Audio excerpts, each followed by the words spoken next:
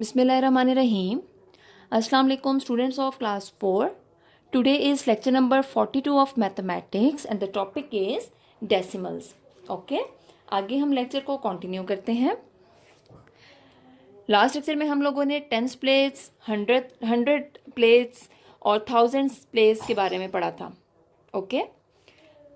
Suppose यहाँ पे value है 5134.432 यानी 5134.432. पॉइंट के बाद वाली वैल्यू को 432 पढ़ा जाता है. ये वैल्यू थाउजेंड्स प्लेस पे है, ये वैल्यू हंड्रेड्स प्लेस है बिकॉज 1 के बाद 2 जीरोज आ रहे हैं यानी 100 डालें. ठीक है, तो ये 100 प्लेस पे है. ये टेंस प्लेस पे इसलिए है बिकॉज 3 और इसके बाद 1 0 डाल दिया जाए तो ये 30 हो जाएगा. और 4 वंस प्लेस पे है. पॉइंट के बाद ये टेंथ प्लेस पे है, 300 प्लेस पे है और 2000 प्लेस पे है. ठीक है. सपोज 9 डिवाइडेड बाय 100 है, इसके डिनोमिनेटर में 2 जीरोस हैं, सो इक्वल के बाद 2 जीरोस डाले जाएंगे और 1 के बाद 1 पॉइंट डाला गया. सिमिलरली अब यहाँ पे 23 डिवाइडेड बाय 100 है. ठीक है. अब यहाँ पे डिफरेंस ये है कि यहाँ पे 1 वैल्यू थी, अब यहाँ पे 2 वैल्यूज़ हैं. अब 2 वैल्यूज़ के लिए हम क्या करेंगे? ठीक है. सपोज ये 2 वैल्यूज़ हैं, 23 डिवाइडेड बाय 100. सो इसको कैसे लिखा जाएगा? 1 के बाद 1 के ऊपर हमने डाल दिया 0, 1 के बाद पॉइंट आता है और पॉइंट के बाद 2 3 ऑलरेडी वैल्यूज़ हैं, तो ये 0.23 लिखा गया. सिमिलरली 18 डिवाइडेड बाय 100 को 0.18 लिखा गया है. Okay.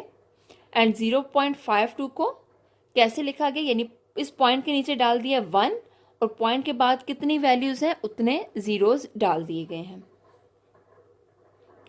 Now look at your book, page number 95, question number 8.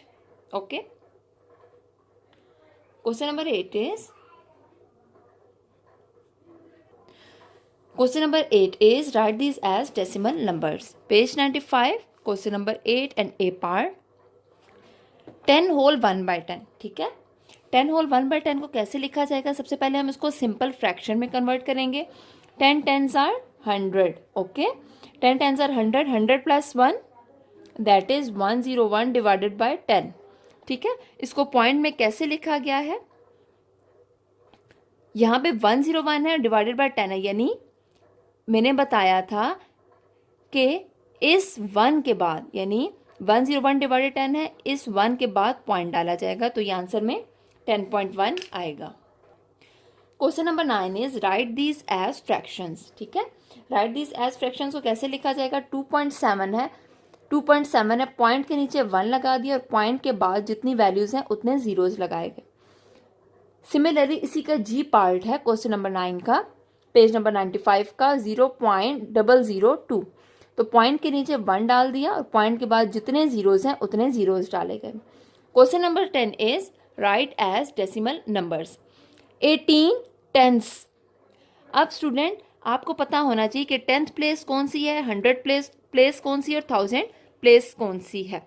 ठीक है. एक दफ़ा फिर से रिवाइज कर लेते हैं. स्टूडेंट पॉइंट के बाद जो फर्स्ट वैल्यू होती है वो 10th प्लेस पे होती है. पॉइंट के बाद जो सेकंड वैल्यू होती है वो 100 प्लेस पे होती है. पॉइंट के बाद थर्ड वैल्यू 1000 प्लेस पे होती है. ठीक है. तो हम उसके अकॉर्डिंग वैल्यूज को पुट करेंगे. पॉइंट के बाद 10th, पॉइंट के बाद सेकंड वैल्यू 100, पॉइंट के बाद थर्ड वैल्यू 1000 प्लेस पे. सो 18 10th है तो पॉइंट के बाद फर्स्ट वैल्यू 10th प्लेस पे होती है तो इसको 1.8 लिखा गया.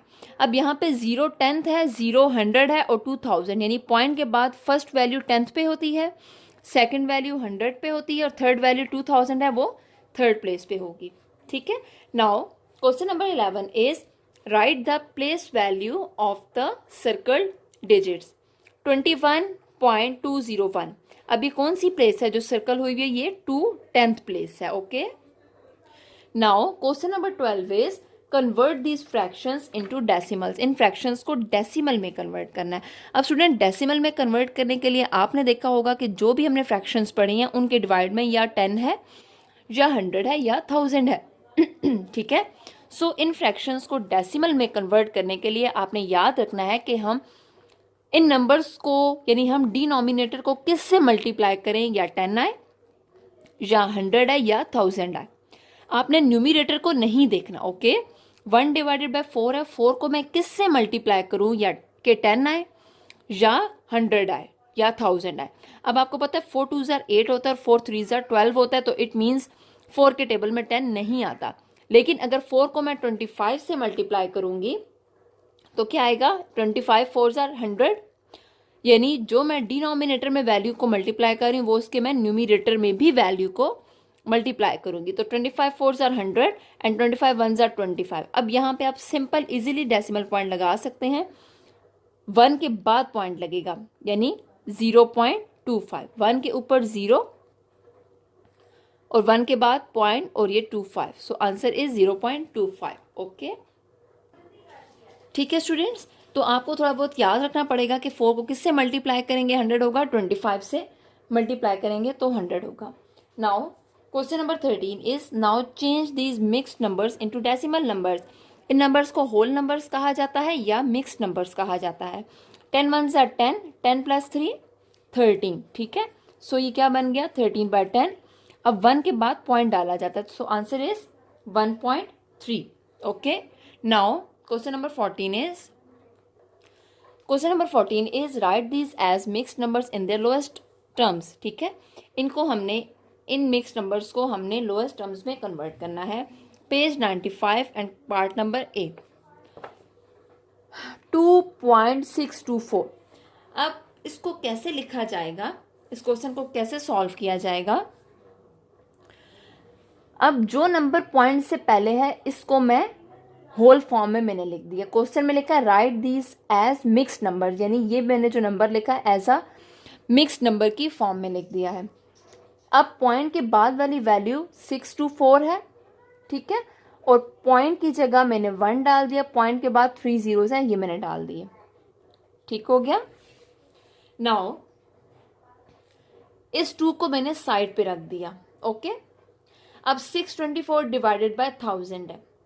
अब HCF 8 इसलिए है क्योंकि 624 और डिवाइडेड बाय 1000 2 से भी डिवाइड हो जाता है, 4 से भी डिवाइड होपफुली हो जाता है। ठीक है, हाईएस्ट कॉमन फैक्टर इसलिए क्या किया गया क्योंकि ये 8 से इजीली डिवाइड हो रहा है। अगर हम इसकी डिवीजन देखें 624 है, इसको अगर हम 8 से डिवाइड करें तो ये फुली डिवाइड हो जाएगा। 8 7s are 56, 12 minus 6 that is 6 and 8 8s are 64, तो ये फुली डिवाइड हो गया। सिमिलरली 1000 भी 8 से फुली डिवाइड होगा। सो हमारे पास क्या आया लोएस्ट टर्म 78/125, ये मजीद डिवाइड नहीं हो सकती।